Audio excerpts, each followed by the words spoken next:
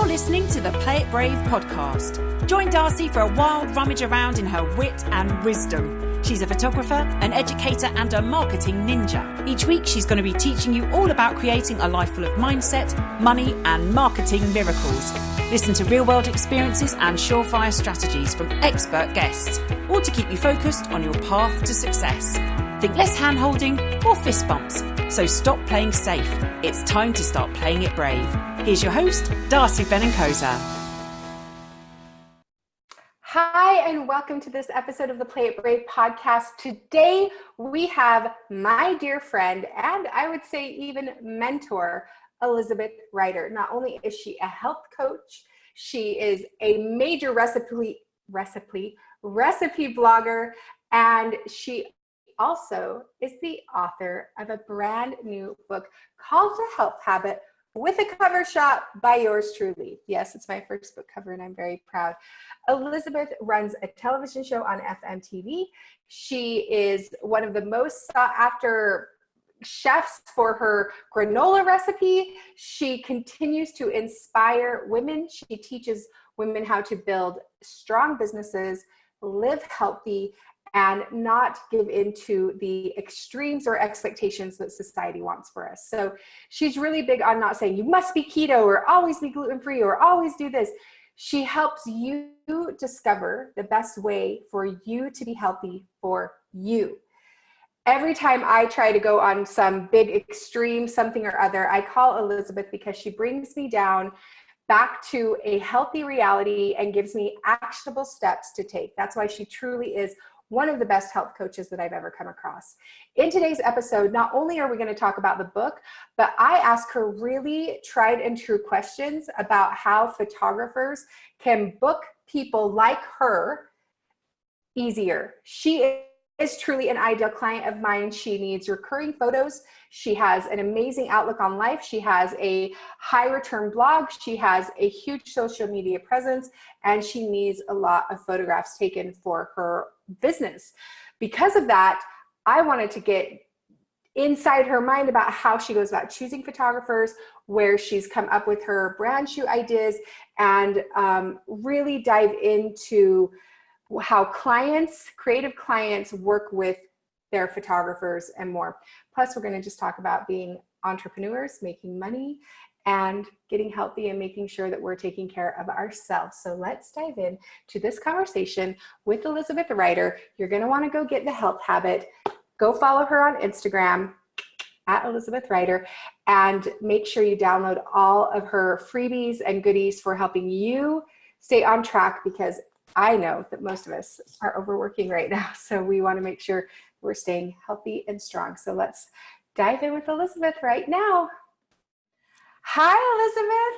Hey. Welcome to the Play It Brave podcast. You and I have been wanting to do a podcast together, I think, since we met in January, and I am so excited to have you here. I'm beyond excited to be here because, one, we have some of the richest, best, juiciest conversations that I've ever had in my life. So I love talking to you. And I'm just excited to connect with all your peeps. Yeah, my audience is primed and ready for you. I love that you not only have experience with working with a lot of photographers, you're also a marketing genius. You've also built an incredible business on your own, layer by layer, brick by brick, and it's now exploding to a whole new level because you get to add published author to your resume. And I'm just going to shout that I photographed this. Yes. Best story. Thank you. Darcy took the photograph on the cover of my book. It was not even part of the cover photo shoot. It was afterwards. That sweater I'm wearing was literally just the sweater I had on that day. We were in the hallway leaving the studio, and it was this big bright wall. We were like, oh, let's grab a couple quick shots for Instagram. Yep. And or for whatever website, blog post, whatever. So I remember you set your stuff down, and I just kind of backed up a little bit, and you're like, do the pose, the whole thing. And it was like, shoot. Didn't even think anything of it really that much. When we get the photos back, I was like, oh, these are kind of fun. I threw them in the catch-all folder for the designer because my publisher obviously hires a book designer to lay out the book. And when they came back with cover options, this was the one that my publisher liked the most and they were so excited about. And I looked at it, it took me a minute to process. I'm like, where did that photo come from? I don't even recall this. So that was such a fun way to, arrive at the right book cover.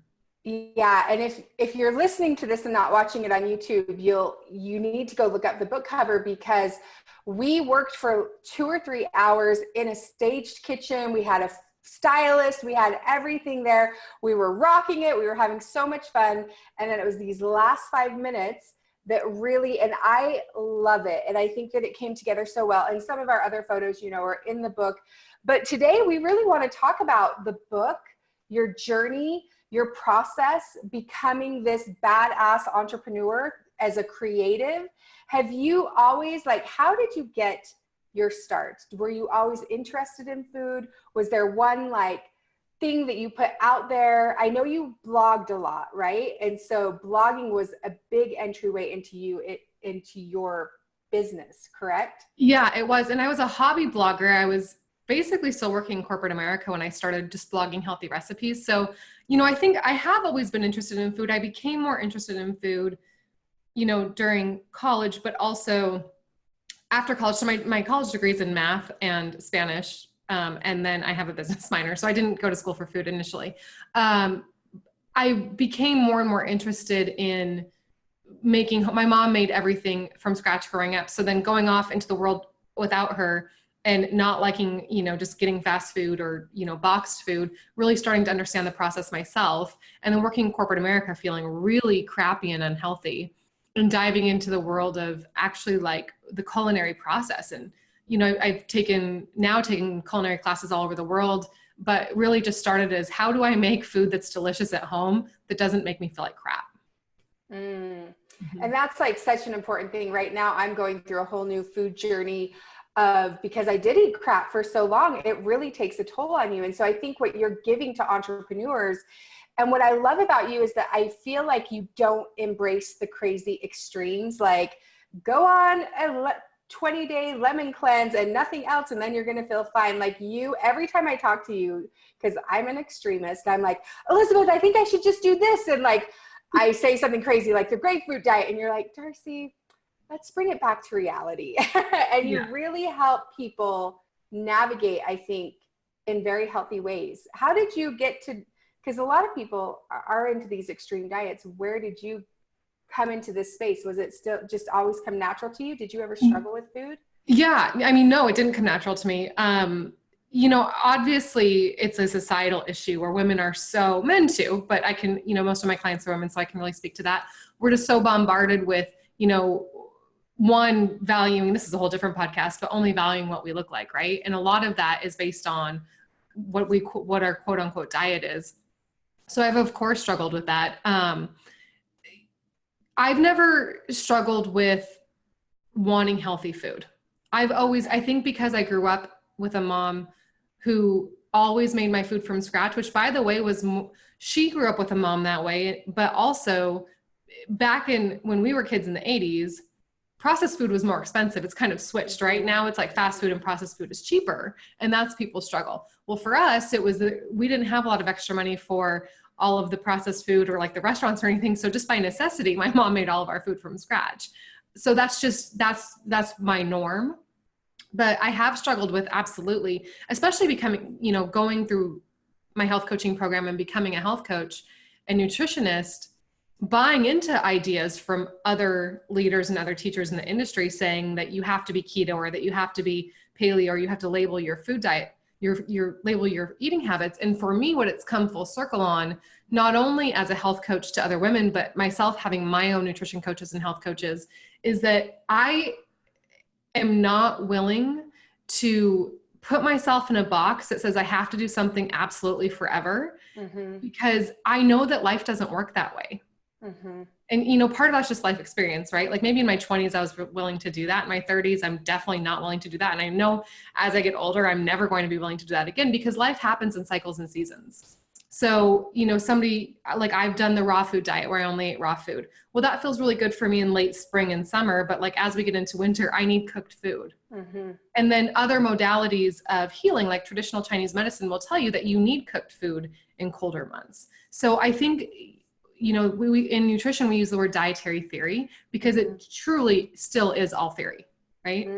So, and what I think is beautiful and what I've really embraced in my health coaching practice and what I embrace in this book is you can pull from many different nutritional theories and create your own way of eating. There's not one right way for everyone. Now I think a lot of people need guidance. And again, that's what a book like this is for. There's a lot of guidance in it, but I'm just so sick, just in a way of society, of women being told that they have to be a certain way. Yeah. And telling us that we have to eat a certain way is part of that. Yeah. Oh my gosh. That is so true.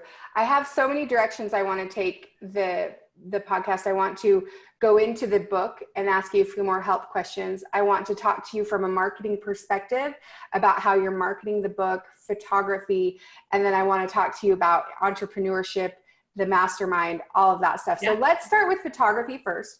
And then let's go into the other two. So with photography, so a big part of your book are photos, and then you have to market the book. And I know that you are such a marketing master with something like this dream. You said you've been working on the book, I think about 18 months. Is that right? Mm-hmm. And it truly is one of the signs that make you more of an expert in your field. It's almost like today a book is a bit required. And you got a publishing deal with Hay House, which is one of my favorite places ever. Can you walk us through the process a little bit of one, how you pitched the book, when you knew it was the right time in your career to have the book, and how you got Hay House on board? Oh gosh. Okay. It's a little bit of a different journey. People may or may not know this. So I'm actually a free agent. I'm agentless. I negotiated my own book deal with Hay House, and I'll talk about how that happened. So, oh my gosh, there's so much to unpack there, but I'll give you the really short version. Over the last like 5, 6, 7 years, I've been approached by different agents and different media experts to explore a book. And what had always ended up happening was we would get a book proposal together, and then they would want a big chunk of money from me, which is usually not how it can work that way, but it shouldn't. Really, an agent needs to believe in you so much they're willing to go sell your book to make the commission on your book, not for you to pay them. And I had been told that by, some authors that I knew.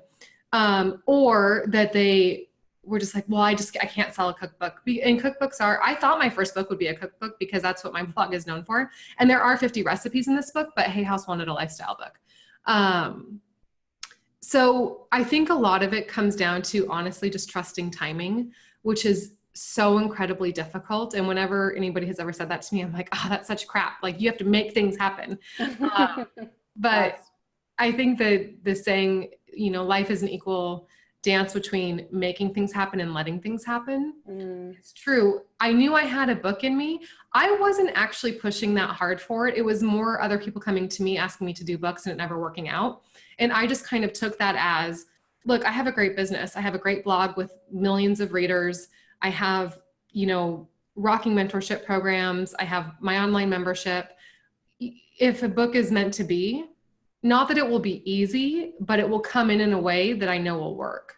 Yeah. So you feel like they found you a lot through the blog that you worked on for years, and the book was a natural progression from all the work that you did there. Yes. And the way it happened was, so I don't think it exists, and I don't want to mislead people to think this is what happened. So what's really key to getting a book deal, because what a publisher needs to see is that you consistently create good content. Or great content, I should say. And I've been blogging for a long time, consistently, not perfectly. And I talk about this in the book with your health and with business and success and entrepreneurship. You need to be consistent, but do not confuse consistency with perfection. Perfection does not exist. Yeah. So when I say I've been blogging consistently, weekly for 10 years, it's like maybe 40 posts a year. That I went through a divorce, maybe 30, because that was a really difficult year, right? So if you miss a week, it's not a big deal. You don't have to be perfect, but you do have to be consistent. And publishers are looking for people who they know can consistently create content. So that's part of it. But Hay House didn't just find my blog and ask me to do a book, because there are a lot of amazing blogs out there. I mean, there are, it's not like everybody who has a consistent blog is going to get a book deal. What Hay House, the reason they reached out to me, because they came to me, was I had consistently been in the top 10 of Marie Forleo's B-School affiliate program, which they are also a part of. So for them, what they saw was somebody who's consistent, and I didn't even know Hay House was in the affiliate program. But what they had seen was, okay, this woman is showing up in these reports year after year. Again, it didn't happen the first year I was there. It didn't happen the second, third, fourth. It was probably the 5th year. They were like, she's consistently showing up in reports every year. So we know that she knows how to take a product to market. And from her website, we see, consistent, a product that we like and that's consistent, right? Yeah. So that's what they're looking for, is that that you have an audience that, and it doesn't have to be huge. That's the thing. I don't want to miss, it doesn't have to be, these millions of readers, just that there are people who are interested in what you're saying and that you're consistent. And again, that was them watching me for years before they approached me. It wasn't like, it happens a lot, I think, for people who want to start a blog or have a business, is they're like, wow, I've been so consistent for the last 6 months or even year and nothing's happening. And I know that feels like a long time, but it's not. It's not. I know. It's what I want to tell people all the time, because they just want that immediate gratification. And they're like, Darcy, I've implemented all your marketing tactics for the last 3 weeks and I haven't booked 10 jobs yet, and it's like, oh man, it's so much about that consistency. And can I just add that, great things. So let's take that 6 month to a year example. Fantastic things are going to happen in that 6 months to a year. It just may not be the thing that you want. For me, I was selling other programs and I had success in other ways.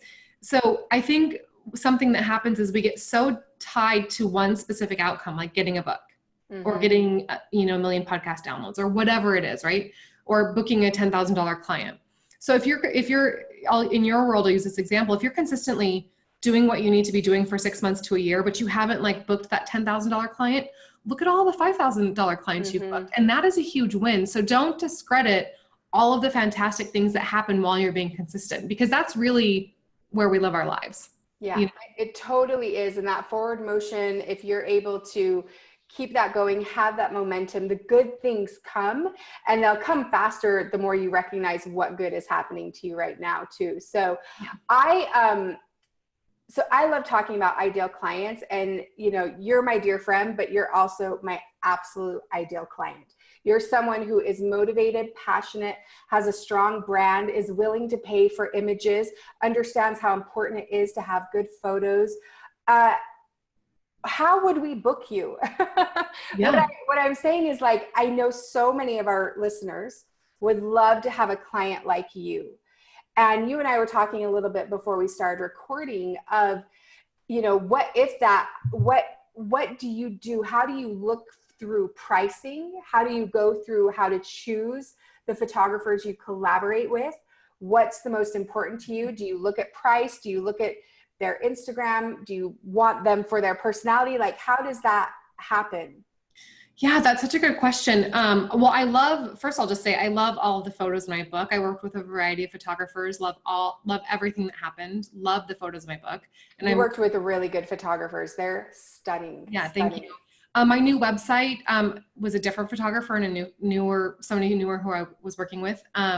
So I work with a lot of photographers. And I think that's, one thing, just realize that for anyone looking to grow, to find more clients, that people like me work with a lot of different photographers. So don't assume she's got one photographer and she doesn't need anybody.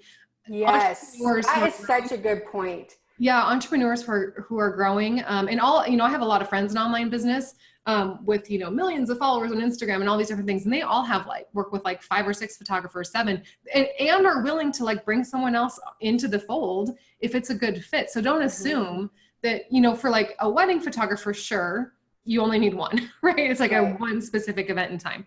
But for people who are growing brands, and what I like about using a variety of photographers is, of course, you all see me and my business through a different eye, through a different lens, metaphorically and visually, like actually. And that's really good for me because it gives me something different to work with, right? Like I've done in the past, like backing up, like, oh my gosh, like 7 or 8 years when I very first started, this is before Instagram even existed. And I was told that I needed to have some photos on my blog. I had done a photo shoot, and again, this is a really long time ago, that I liked.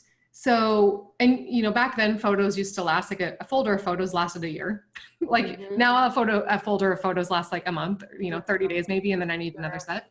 But I got this folder, and so it was time to do some more marketing. So I just booked the same photographer. And I got my second set of photos back, and I'm not great at picking out outfits and that kind of stuff. I usually rely on help from a stylist or from the photographer to help me. I usually just wear like a, t-shirt and jeans every day. So I need help with that kind of stuff.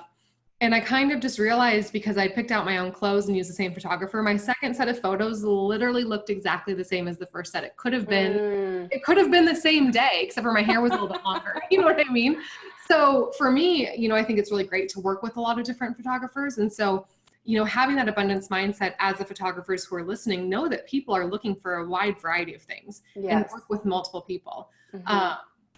So that's definitely a thing. But, for me, I've always gone off of referrals. And I think that, that just goes to show for anybody who wants to get out there more and get more clients, show up at live events and start connecting with people. It's always been meeting somebody at a live event, or like a friend who's like, oh, you need to use this person. Yeah. I've never like stalked Instagram to find a photographer, just because I haven't needed to, because I've had so many referrals. Right. Yeah. Because you're in the world of branding. All of your friends, I think, not all of them, but a big portion of the people have online personas, online presence, and they're always getting images. We need so many more images. Like you said, a folder used to last a year, it lasts a month. And so now I agree with you. I think referrals are really prime for that. So you and I, even that's how that happened. I was sitting next to you at the mastermind and showed you my images and was like, I would love to photograph you. Like, I don't know if I just kind of pushed my way in or whatever, but like, I think we had a lot of common vision and a lot of shared ideas of how that looks. And so I think for us too, I'll just say for your readers, like you and I just really clicked as friends so quickly. Yeah. I don't know if whenever somebody talks about like past lives, I'm like, yeah, I don't know if I believe in any of that, but I do feel like I have those moments in life where I do believe in it. Cause I felt like you and I sat down and it was like, I had known you for like 10 years already. Yep.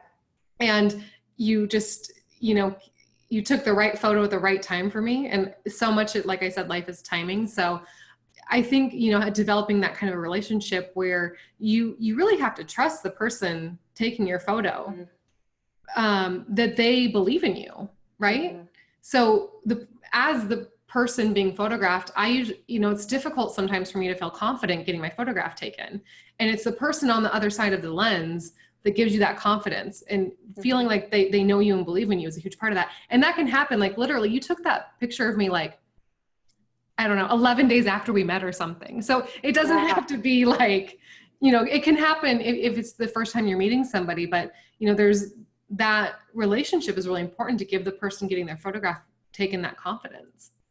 And one thing I'll say, and this can kind of come into the past lives a little bit, is I don't know if photographers or people in general understand that who they are becoming, what they exude, attracts their clients to them. So the fact that I'm very confident and you're confident too. I mean, you're absolutely confident. I get being in front of the camera can be a little bit nerve-wracking, but like we were so aligned on so many things that it was like a no-brainer to work together. And I find that happening with a lot of the clients that I book it's because of my inner work.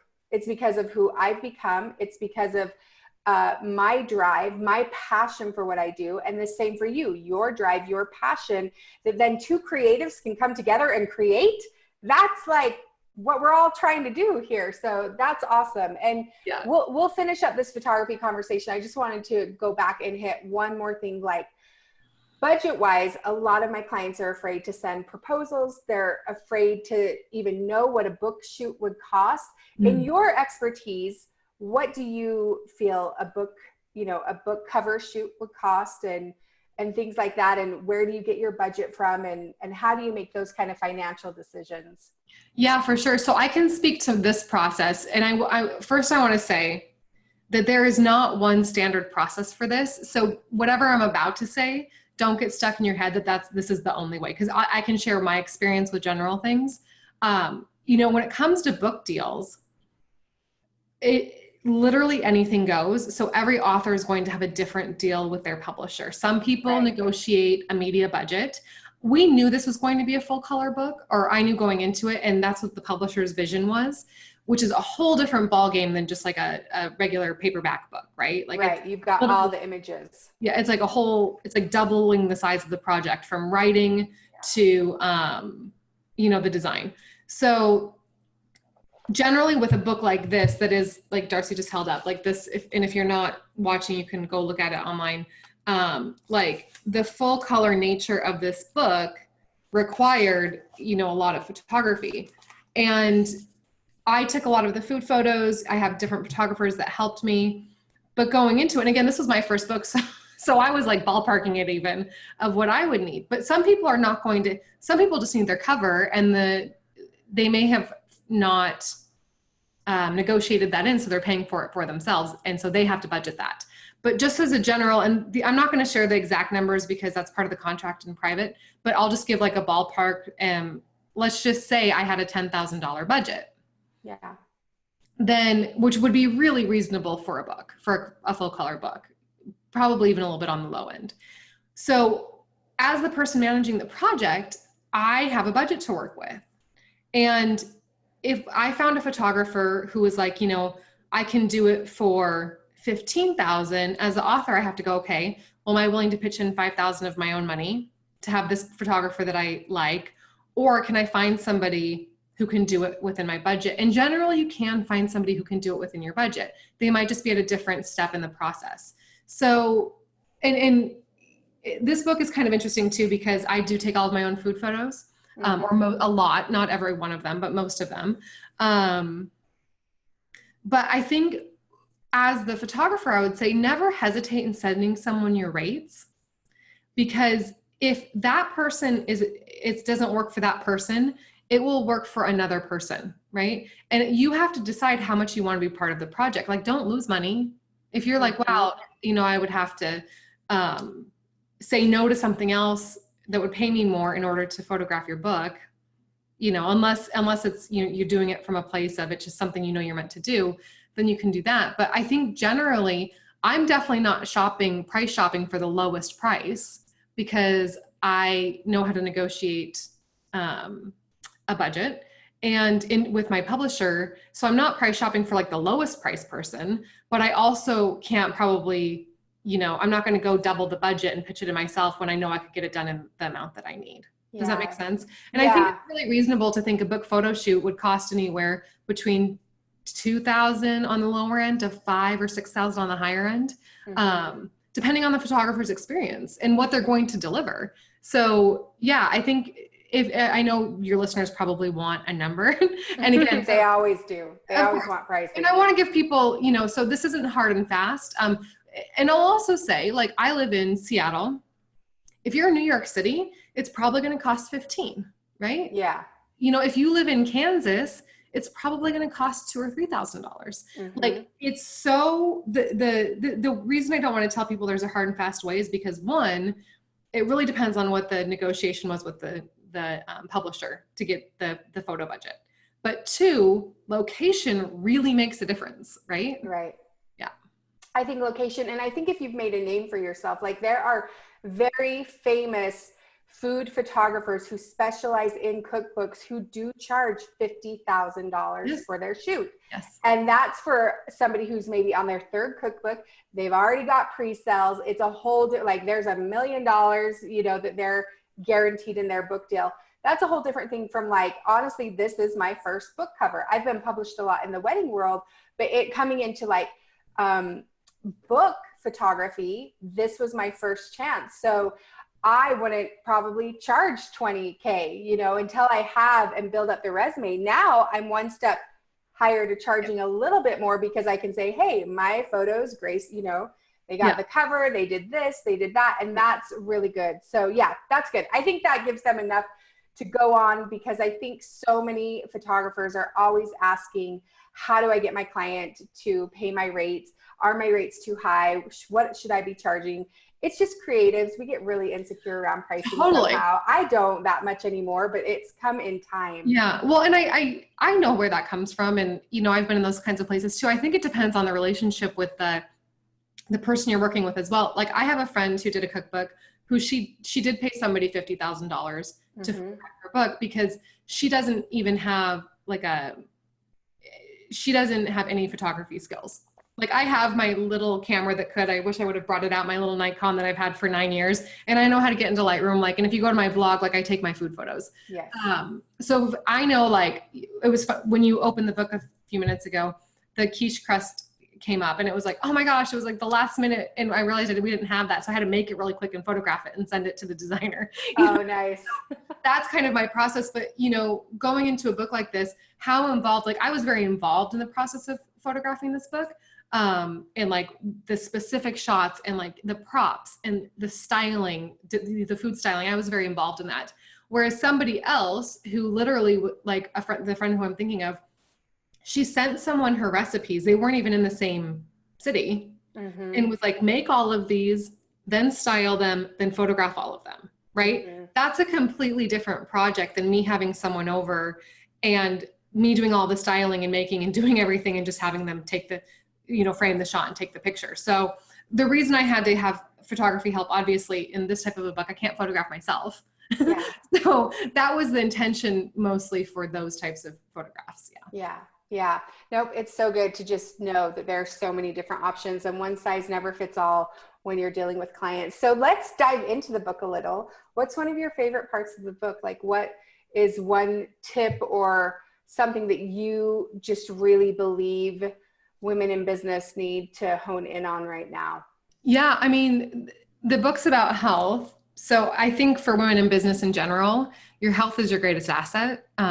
You know, without your health, you have nothing. In order to run a business, like your body, you know, it's so cliche, your body is your temple, but you know, your body is your vehicle for your mind.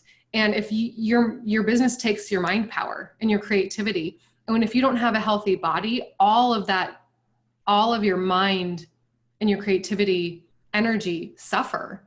So I think from an entrepreneurial perspective, it's just so utterly important to take care of yourself. Favorite part of the book that's funny. It's like asking, I know. Like, who's your favorite friend? I'm like, I don't know. Let me ask a better question. Yes, our health is our greatest asset. What advice would you give to those chronic overworkers, those people who get up at 9 and go till 2 a.m. or they're just constantly building, and it can become like an addiction. It can be really hard to like take a step back and have boundaries with your business and make time for health. Do you have any? Yeah, I have a lot of thoughts on that. That's like probably another book. So I would have someone there. There's a whole section on what I call the intangibles in this book. And I have a lot of journal prompts. And really what I've learned in my own business, and this is hard, this is a hard realization. This is like a little tough love, but once you get this, it will change things for you. All stress is internally created. Even though we feel like the stress is coming from external sources, all stress is internally created. We created ourselves from the expectations we put on ourselves. We think it's other people's expectations, but it's really our own expectations. And the only way to uncover all of that, what I consider like the intangibles, is to literally write it down. There's so much in your head that you don't have enough room to just think about it. You have to get it onto paper. And that is a health practice. It's a health discipline. It sounds, somebody would say, well, that's more of a spiritual thing, or that's more of a something thing. Sure, it is spiritual. It is mindset. It is, part of your mind-body connection, but it is a discipline in your health to sit down and journal about anything that's stressing you out in life. And then I give people a lot of prompts at the end of the book for that.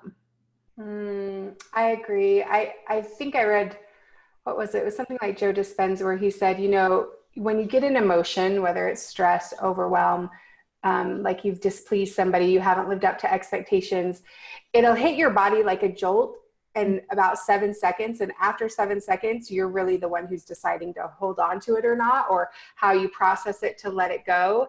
And I do think that's what's so important about what you're covering is health is so much more, it's so much about what you put in your mouth. It's what you put in your mind. It's what you let out of your mind. Like a lot of time before I go to bed at night, sometimes I do have to just process through things. I do it so good through writing. So I really love that you bring that up. And yeah, so, okay. So we just have to remind ourselves when we're really stressed out, we're just stressing our own selves out. Will that stress me out more? No, I'm just Well, remember this, I say this in the book.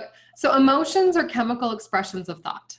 And you are not your thoughts and you are not your emotions. And the sooner you can realize that and understand that your thoughts and your emotions are simply information. They are not who you are and what you are.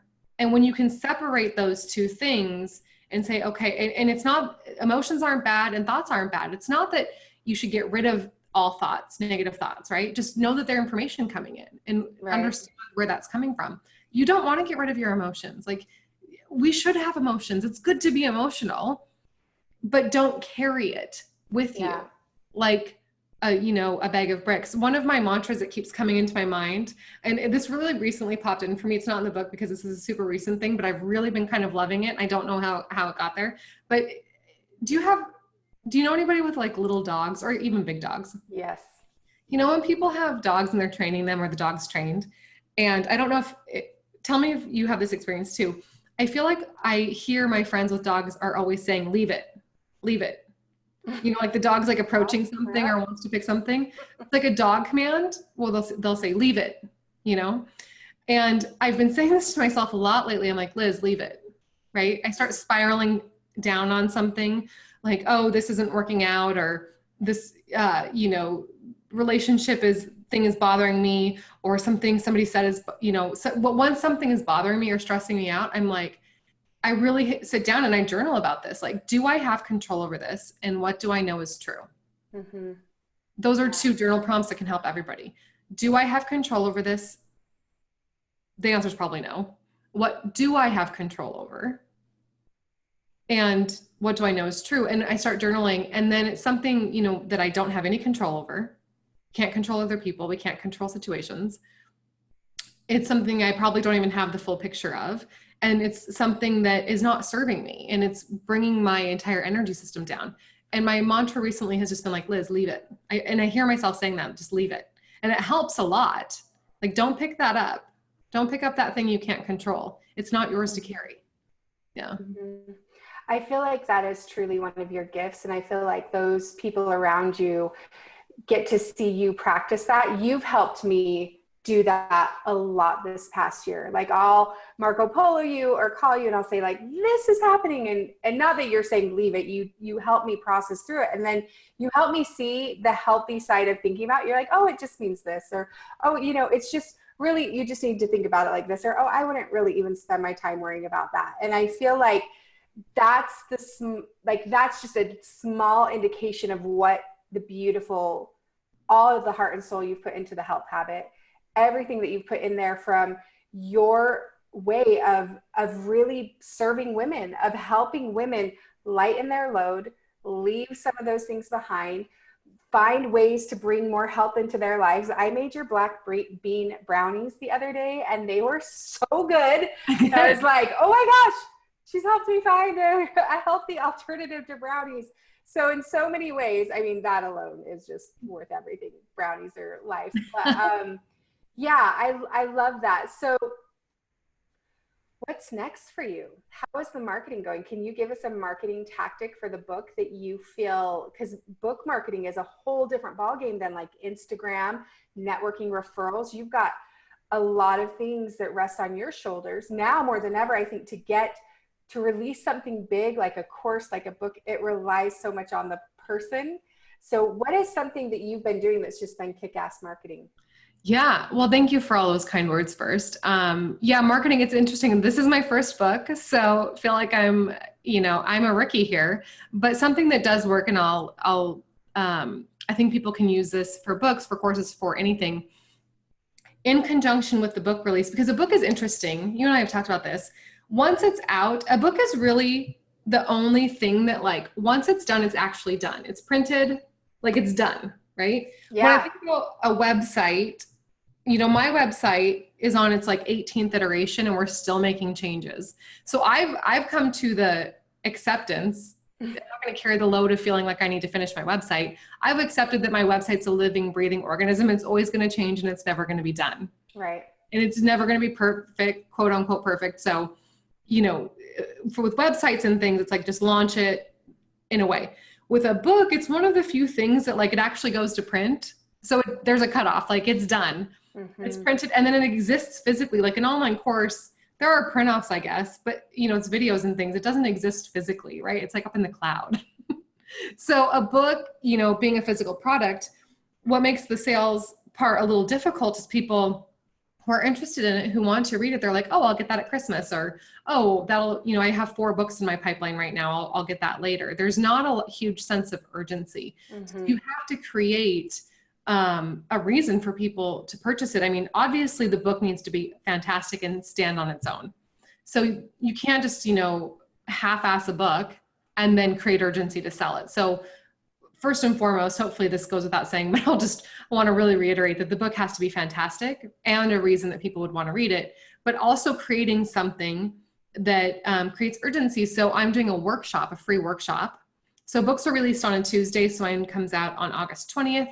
On August 24th or 25th, whatever Saturday morning that is, I'm hosting a free 2-hour workshop to customize your health habit plan. The book is free for people who purchase the book. And so they go to my website or healthhabitworkshop.com, and then there's a place where they can put in their name and email address and their order receipt number, and they get access to the live workshop. So, and then there's like a 30-page downloadable ebook, not ebook, I would say workbook to go with the workshop. Mm-hmm. So you've got to create, just like with courses or whatever you're selling, a reason for them to purchase it. And usually the best reason is urgency. Yeah. And I think urgency in that human connection, right? Like you and I were talking about, buying a book versus buying a course. A book is, you know, your book is $26.99 in America, and a course could be $300.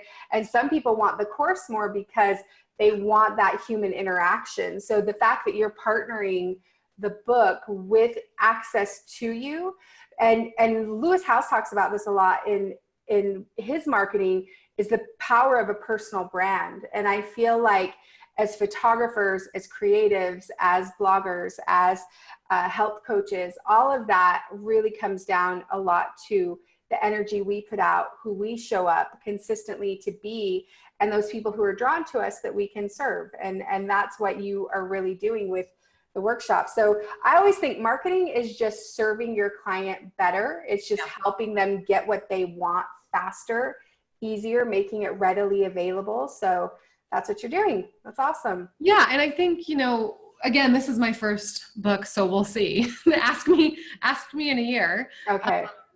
You know, creating, I'll just say too, like a workshop like this, I agree. It is part of it's that there's urgency, like it goes away, but also that human connection is so, so important. And people can show up and ask me anything, you know, there's live coaching on that call, but also it needs to tie back to the book. And I just want to reiterate that, because especially if somebody's newer to marketing or they're just kind of trying to find what they're doing. You know, I've seen a lot of people try to give away bonuses that are not necessarily tied back to the course or to the book. Right. So some people will say, well, that goes without saying, but you know, sometimes that's not as evident. So like this workshop that I'm doing, even though I do teach online business courses, I'm not giving away one of my online business courses. That doesn't make sense here. I'm literally taking them through the health habit to customize their own action plan based on what's in the book. Right. Yeah. Which makes so much sense. I love it. Well, I'm so excited for you. This is a big week upcoming, the release of your first book. Are you going to do some big celebrating, maybe like in New York City with a really good friend or something? Yeah. How are you going to celebrate this big launch? Yes. Well, I will say, and I practice what I preach, because a big part of the book is how do you intentionally take care of yourself? Because it's really easy, especially as an entrepreneur with a big launch, to not take care of yourself. So I very intentionally next week, I'm going live. I'm doing a lot during the days. I kept all of my evenings free so that I could wind down. On Wednesday, I'm going to have a massage in the evening. And so I can get good sleep every night next week. Like for me, well, for everyone, sleep is the best drug on the planet. Sleep, resetting yourself with a good night's sleep cures almost every problem you will ever have. And I've learned that for me. So I'm getting a lot of really good sleep. And then the following weeks, I'm traveling, going to New York, doing a ton of media. It's fun. Yeah. And celebratory dinners, there's lots happening. So I feel overly abundant and blessed with the support of the book. Thank you for all of your support. And thank you for the best book cover. Ooh, thank you. Oh, this is so good. Well, I will link to the show notes, how they can buy the book. There's a link down below the YouTube video. And we just want to have all of you guys embrace your health, to get into a habit, to find a good friend that you can talk to. And Elizabeth is like that, whether you're reading her blog, whether you're listening to her on a podcast, reading her book. I just feel like your care about women is so evident in everything that you do, and all that good energy you put out is really helping people live their best lives. And that's why I adore you. So thank you for all of that. Oh, thank you. I equally adore you. And I'm just excited for everything that's to come. Yay, me too. All right. Awesome. Thanks for joining us. Bye. You've been listening to the Play It Brave podcast. Love what you heard? Wonderful. You can shout about it in the reviews. I bet you know someone who needs a shot of self-belief. Then don't keep us a secret. If you've missed something crucial, we've got show notes for this and all past episodes over at darcybenincosa.com/Play It Brave. Thanks for tuning in, but don't forget, the world teaches you to play it safe. Stand up, stand out, and start playing it brave.